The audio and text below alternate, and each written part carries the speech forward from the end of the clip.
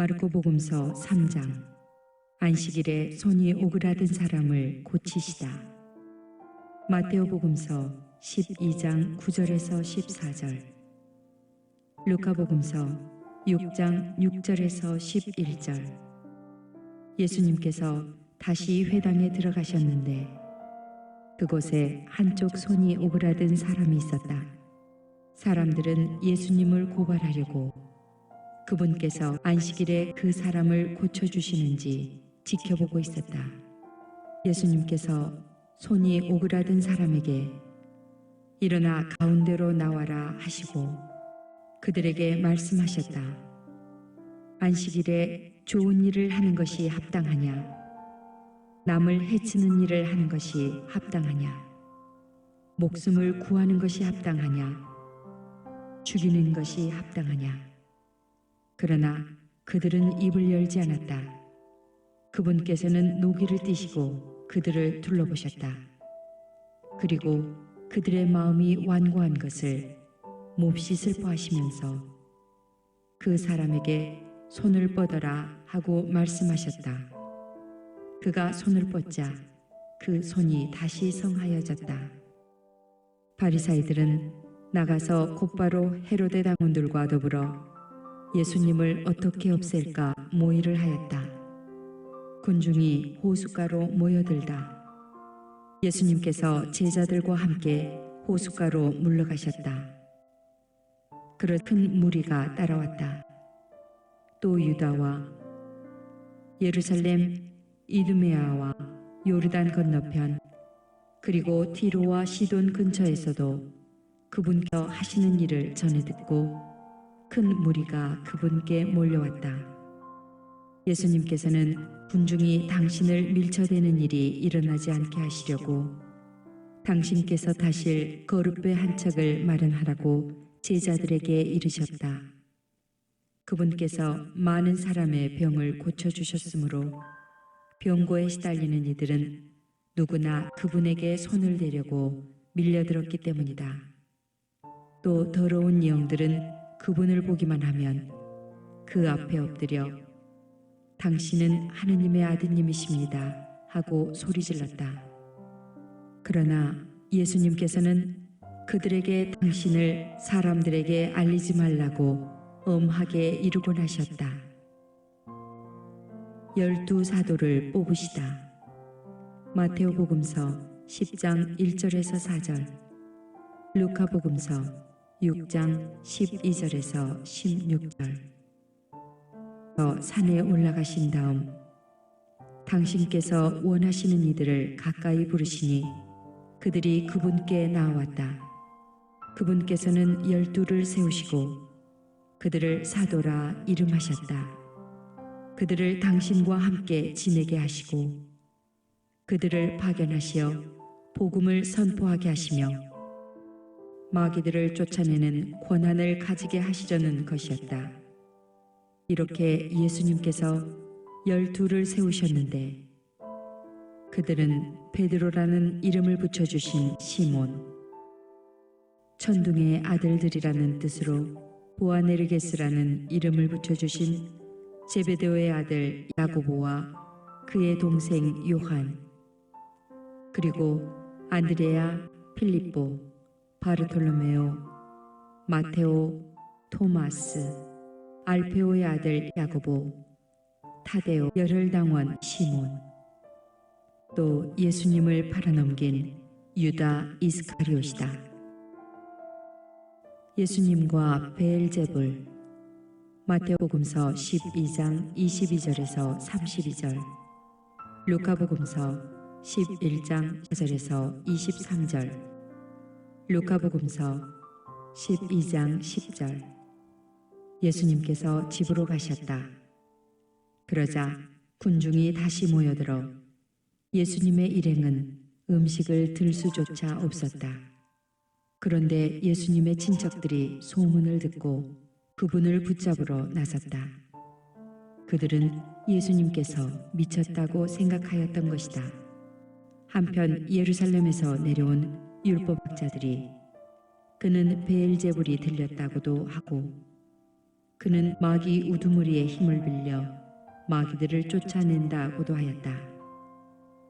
그래서 예수님께서는 그들을 부르셔서 비유를 들어 말씀하셨다. 어떻게 사탄이 사탄을 쫓아낼 수 있느냐? 한 나라가 갈라서면 그 나라는 버티어내지 못한다.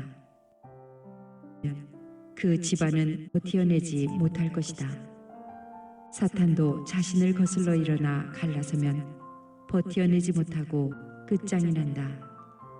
먼저 힘센 자를 묶어놓지 않고서는 아무도 그 힘센 자의 집에 들어가 재물을 털 수 없다. 묶어놓은 뒤에야 그 집을 털 수 있다. 내가 진실로 너희에게 말한다. 사람들이 짓는 모든 죄와 그들이 신성을 모독하는 어떠한 말도 용서받을 것이다. 그러나 성령을 모독하는 자는 영원히 용서를 받지 못하고 영원한 죄에 매이게 된다.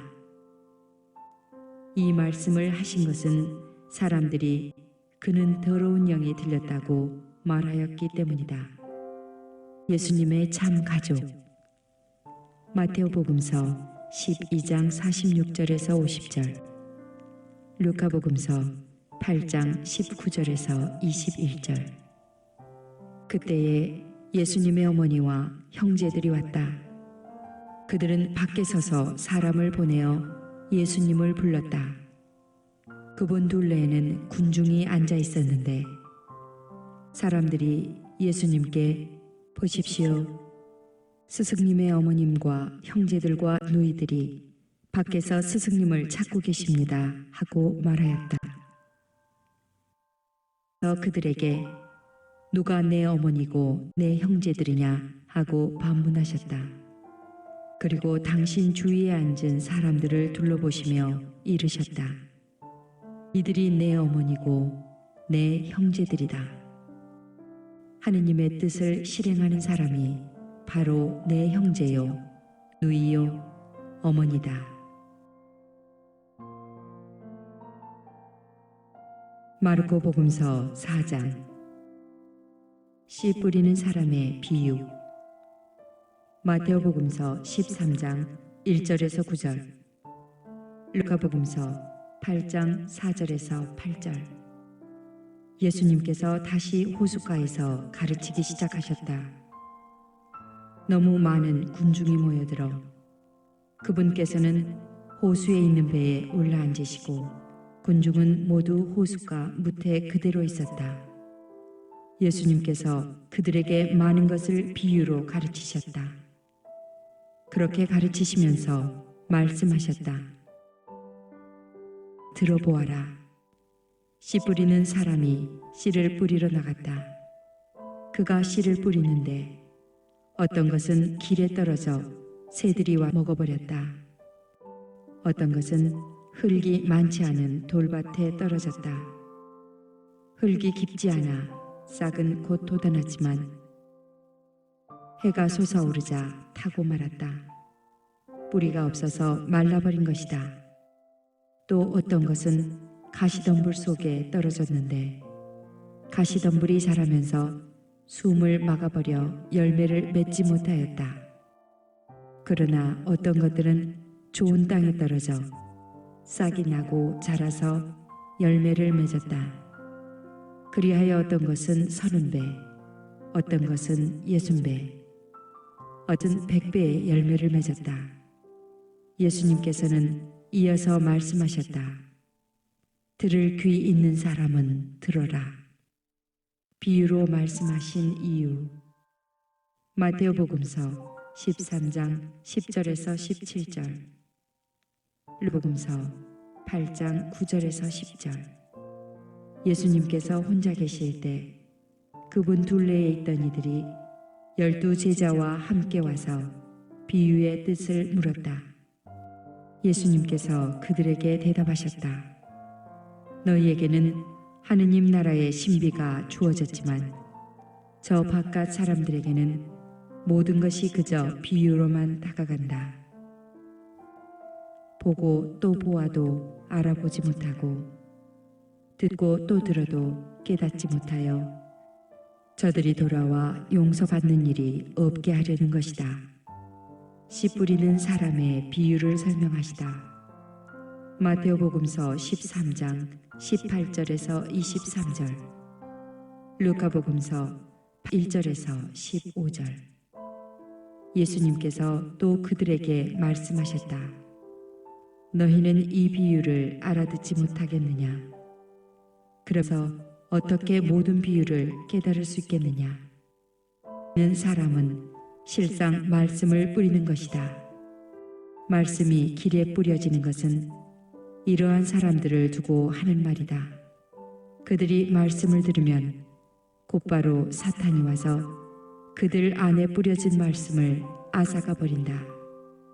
그리고 말씀이 돌밭에 뿌려지는 것은 이러한 사람들이다. 그들은 말씀을 들으면 곧 기쁘게 받는다. 그러나 그들에게 뿌리가 없어서 오래 가지 못한다. 그래서 말씀 때문에 환난이나 박해가 일어나면 곧 걸려 넘어지고 만다. 말씀이 가시덤불 속에 뿌려지는 것은 또 다른 사람들이다. 이들은 말씀을 듣기는 하지만 세상 걱정과 재물의 유혹과 그 밖에 여러 가지 욕심이 들어가 그 말씀에 숨을 막아버려 열매를 맺지 못한다. 그러나 말씀이 좋은 땅에 뿌려진 것은 이러한 사람들이다. 그들은 말씀을 듣고 받아들여 어떤 이는 30배, 어떤 이는 60배, 어떤 이는 100배의 열매를 맺는다. 등불의 비유. 루카복음서 8장 16절에서 18절. 예수님께서 또 그들에게 말씀하셨다. 등불을 가져다가 함지 속이나 침상 밑에 놓겠느냐? 위에 놓지 않느냐? 숨겨진 것도 드러나기 마련이고 감춰진 것도 드러나게 되어 있다. 누구든지 들을 귀가 있거든 들어라. 예수님께서 다시 그들에게 말씀하셨다. 너희는 새겨들어라. 너희가 되어서 주는 만큼 되어서 받고 거기에 더 보태어 받을 것이다. 정녕 받고 가진 것 없는 자는 가진 것마저 빼앗길 것이다. 저절로 자라는 씨앗의 비유. 예수님께서 또 말씀하셨다. 하느님의 나라는 이와 같다. 어떤 땅에 씨를 뿌려놓으면 밤에 자고 낮에 일어나고 하는 사이에 씨는 싹이 타서 자라는데 그 사람은 어떻게 그리 되는지 모른다. 저절로 열매를 맺게 하는데 처음에는 줄기가, 다음에는 이삭이 나오고 그 다음에는 이삭의 나달이 연근다. 곡식이 익으면 그 사람은 곧 낫을 댄다. 수확대가 되었기 때문이다. 겨자씨의 비유. 마테오복음서 13장 31절에서 32절, 루카복음서 13장 18절에서 19절.